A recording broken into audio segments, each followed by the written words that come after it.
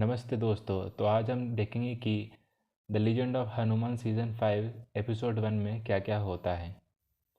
तो चलिए चालू करते हैं, जैसे कि सीज़न 4 में छोड़ा था वहीं से। आज कुंभकर्ण उनको अपना वास्तविक स्थान दिखाएगा। ये युद्ध मन और रण दोनों पर लड़ते रहना पड़ेगा हनुमान। तो ये है तुम्हारा रहस्य। तुम्हारी शक्ति तुम्हारे तन मन की क्षमता का नहीं, तुम्हारे वरदान का परिणाम है। ये सब करूंगा बिना योगा बिना पूजा के। आज तुम्हारे साथ इतिहास दोबारा दोहराऊंगा या इतिहास बन जाऊंगा। श्री राम और लक्ष्मण अहि रावण उन्हें ले गए। कहाँ ले गए? पाताल लोक में। मेरे भीतर दौड़ता रक्त एक महाबलशाली योद्धा का है। नाम क्या है उनका? मेरे पिता का नाम है हनुमान। पिता और पुत्र, इससे जटिल रिश्ता संसार में है कोई और? मेरे पिता मुझे अपने से दूर ना कर दे तो मैं ये युद्ध कभी आरंभ ना होने देता, उन्हें अपनी वासना का दास न बनने देता, लंका का धू धू कर जलने न देता।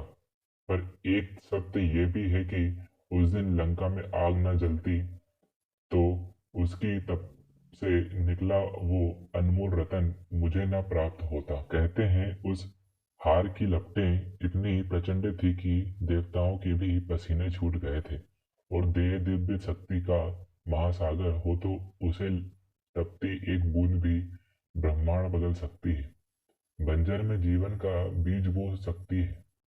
ऐसा टमटमाता तेज मेरी आंखों से भला कैसे छूटा? इस रतन की जगह सागर में नहीं मेरे साथ थी। पाताल लोक में दिन महीने बन सकते हैं और वर्ष सद वर्ष, और जब समय की गर्माहट साथ हो तो जटिल से जटिल रिश्ता भी शक्तिशाली बनाया जा सकता है, जैसे कि मेरा और हनुमान का पुत्र। The legend of Hanuman season 5। असंभव! कौन हो तुम? मकर ध्वज, कपिराज हनुमान का पुत्र। हनुमान का कोई पुत्र नहीं। होता तो सबसे पहले मुझे ज्ञान होता। मेरी बात सुनो। अहिरावण ने झूठ कहा है तुमसे। वो ऐसा झूठ क्यों बोलेंगे? मेरी गदा भी उसे यही पूछना चाहती है। अब हटो मेरे मार्ग से और लोगों को अपने पिता का असत्य नाम बताना बंद करो। मैं सत्य कह रहा हूँ। मेरे पिता का नाम हनुमान। अब कुछ देर यही आराम करो, तब तक मैं पाताल लोक के स्वामी को उसके बिल से निकालता हूँ। पर मिलेंगे कहाँ ये अहिरावण? तुमने मन से पुकारा और मैं आ गया हनुमान। कायर! क्या हुआ अंगद? भाग गए सारे के सारे। रात के अंधेरे में गिद्धों की जैसे भाग गए। कितने? 6 सैनिक। बाकी वानर सेना अब भी हमारे साथ है अंगद। 6 सैनिक से कोई अंतर नहीं पड़ेगा। 6 और सैनिक नील कल रात भी 10 भाग गए थे। हर रात यही हो रहा है जब से दोनों राजकुमार गायब हुए हैं और उनके साथ हनुमान भी। मैंने सुनी है उनकी खुशी। हम किस लिए लड़ रहे हैं? जब राजकुमार राम ही नहीं है तो राजकुमारी सीता के लिए हम क्यों पर प्राण संकट में डालें? वो समझ ही नहीं रहे दाव पर क्या लगा है। धर्म। धर्म लगा है दाव पर, और अच्छाई जब बुराई के सामने हथियार डाल देगी तो ये संसार अधर्म के अंधेरे में लुप्त हो जाएगा। हम ही समझते हैं काका, पर कई वानरों के लिए धर्म का चेहरा है श्री राम, लक्ष्मण और हनुमान। बिना इनके वो इस धर्म युद्ध को नहीं लड़ पाएंगे। भरोसा रखो साथियों, हनुमान ने आज तक हमें निराश नहीं किया है। भरोसा रखो। जानता तुम आने वाले हो तो तुम्हारे स्वागत का अच्छा प्रबंध करता। प्रबंध तो काफी हट्टा कट्टा था कौन वो? कौन? मकरध्वज? मुझे लगा उसकी वास्तविकता तुम समझ गए होगे। उसके चेहरे में अपनी झलक नहीं दिखी? वो वो तो एक दुष्ट राक्षस है, और तुम नहीं हो। एक बसी हुई नगरी, वो जिसमें आग लगाई। आज भी जिसके नाम सुनकर लंका का बच्चा बच्चा भय से कांप उठता है। वो दुष्ट राक्षस नहीं तो क्या है? या तुम अपने आप को एक नायक समझने लगे हो? तुम्हारी इन बातों का मुझ पर कोई प्रभाव नहीं होगा आई रावण। अयोध्या के राजकुमारों को मुक्त कर दो अभी, नहीं तो क्या अपनी गदा से मेरा सर फोड़ दोगे, भुजाओं से मेरी हड्डियों तोड़ोगे, जैसे सबके साथ करते आए हो। इस सब का आरंभ तुम्हारे पिता ने किया, और पापा का घड़ा पिता भरे या पुत्र, उसे फोड़ने में अवश्य आऊंगा। तुम यहाँ तक पहुंचे कैसे हनुमान? श्री राम के लिए आकाश पाताल एक कर सकता हूँ, कितनी भी लंबी और कितनी भी कठिन यात्रा कर सकता हूँ मैं। लंबी?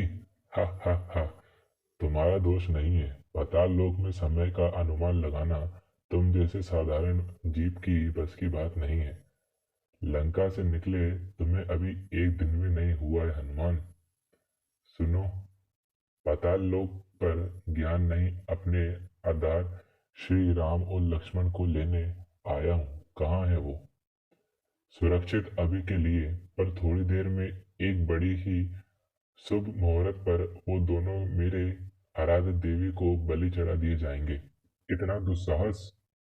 साहस तो मुझ में पूरे संसार की बलि चढ़ाने का बस तुम लोगों ने मेरा सामर्थ्य पहचाना नहीं है। मेरे पिता की तरह राजकुमार चाहिए ना, तो आओ ले जाओ, और तुम्हारे बीच केवल मैं खड़ा हूँ। मार्ग का पत्थर ना हिले तो दूसरा मार्ग अपना लेना चाहिए। ये मेरा साम्राज्य हनुमान, इधर मैं पत्थर नहीं पर्वत हूँ, सर्वशक्तिशाली हूँ। मैं पाताल लोक का स्वामी नहीं। ये किसे? स्वयं पाताल लोक हूँ, एक हड्डी का हूँ, ऊपर से बीमार। मुझे खाने से अच्छा है तुम जहर खा लो। देखा कितना दुर्बल हूँ मैं। बात तो सही है इसकी, दुर्बल तो अवश्य दिखता है। कवच के नीचे तली हुई बुढ़ी हड्डियों का भी अपना स्वाद होता है, और स्वाद में विविधता होनी चाहिए। कभी रिच तो कभी हिरन, कभी अप्सरा तो कभी। पर जानते हो सबसे रसीला मांस किसका होता है? वानर का। आया है कभी? पूंछ का स्वाद तो पूछो ही मत। अभी कहीं से किसी तरह एक वानर हाथ लग जाता तो तथास्तु। मुझे खाने के बारे में क्या विचार है? विचार है कि अचार के साथ खाएंगे। चलो अच्छा हुआ, बांटना नहीं पड़ेगा। सोच रहा हूँ तुम्हें भुनकर खाऊं या कच्चा। पर चबाओगे कैसे? बिना दांतों के। मुझे खाएंगे गरम तेल में तल के। बस, मारोगे नहीं इन्हें? नहीं, और ना तुम मारोगे। मेरा नाम हनुमान है, मैं हर्ष सिंह।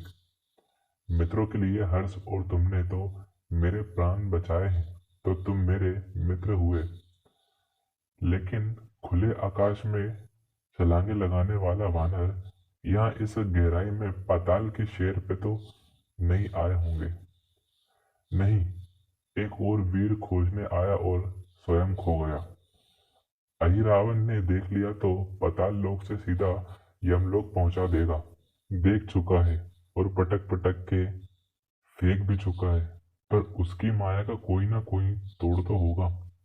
नहीं है, लेकिन अगर तुम्हें मरने का इतना ही मन है तो अहिरावण उस ओर मिलेगा।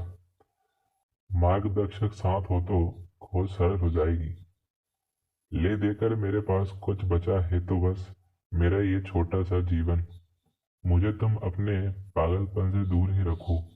ये क्या कर रहे हो? हर्ष, कितना समय हो गया तुम्हें यहाँ फंसे हुए? इतना कि अब समय का कोई अनुमान नहीं रहा। घर लौटने का मन नहीं करता? मेरा मेरा कोई घर नहीं। पाताल लोक से निकलने का मन तो करता होगा। मैं खुली आंखों से सपने नहीं देखता। मैं तुम्हारी सहायता कर सकता हूँ। मैं आपकी क्या सहायता कर सकता हूँ महाराज? आप संदेश भिजवा देते अपने आने का, तो मैं पहले से ही। मुझे किसी को पूछने या बताने की आवश्यकता नहीं है। क्षमा महाराज, मेरा ये अर्थ नहीं था। तुम मेरे पुत्र के निष्ठावान सेवक थे, उसके घर का पूरा ध्यान रखा तुमने। राज इंद्रजीत, वो मेरे लिए सब कुछ थे महाराज। मेरे लिए भी। उसके रहते यहाँ कभी नहीं आया मैं। उसकी रसोई का भोजन नहीं चखा। पहले सब बंधनों के लिए समय नहीं था, आज समय है तो संबंध नहीं बचे। कितना कुछ था जो अपने पुत्र से कहना चाहता था, पर वो सब समझते थे महाराज, आपकी पूजा करते थे, आपसे प्रेम करते थे। अब मैं उसके प्रेम का ऋण चुकाऊंगा। उसके हत्यारों पर अपनी गिरदान बरसाकर इंद्रजीत के अस्त्र शस्त्र लेकर आओ। कौन सा महाराज? सारे के सारे। कुछ और भी है यहाँ महाराज, कुछ बहुत शक्तिशाली, इन अस्त्र शस्त्र जितना। राजकुमार ऐसे बहुत समय से बना रहे थे, अपने हाथों से आपको भेंट करना चाहते थे, पर उससे पहले ही। कैसी भेंट? एक युद्ध कवच लंकेश के योग्य। दिखाओ मुझे। बुद्धि भ्रष्ट हो गई है जो मैं तुम्हारी बातों में आ गया। सहायता के लिए तुम्हारा धन्यवाद हर्षश्री, किंतु इससे पहले अहिरावण राजकुमारों को कोई हानि पहुंचाए, मुझे उन तक पहुंचना होगा। वैसे तुम यहाँ आए कैसे? क्योंकि और जगह नहीं जो स्वीकारेगी एक कायर को। कायर? वर्षों पहले की बात है, तब मैं एक भगोड़े कायर नहीं, एक रक्षक था। राजसेना का सेनापति था। जन्म एक छोटे घर में हुआ, पर मेरी युद्ध कला ने मुझे राज्य का सबसे बड़ा नाम बना दिया। मेरी तलवार की छाया में मेरे महाराज और उनकी प्रजा चैन की नींद सोते थे। मेरी भुजाएं और तलवार महाराज की सेवक थी, किंतु मेरी हृदय किसी और की संपत्ति। परंतु एक राजकुमारी और एक आम योद्धा का क्या मिलन। न मेरे पास ऊंचे परिवार का नाम था और न धन संपत्ति। उसे देने के लिए मेरे पास कुछ था तो बस मेरा साहस। राक्षस सेना की लूटपाट बढ़ने लगी थी, पर शीघ्र ही वो मुझसे भयभीत होने सीख गए। महाराज भले मानस थे, उन्होंने मेरी आंखों का प्रेम देखा, मेरे कुल का नाम नहीं।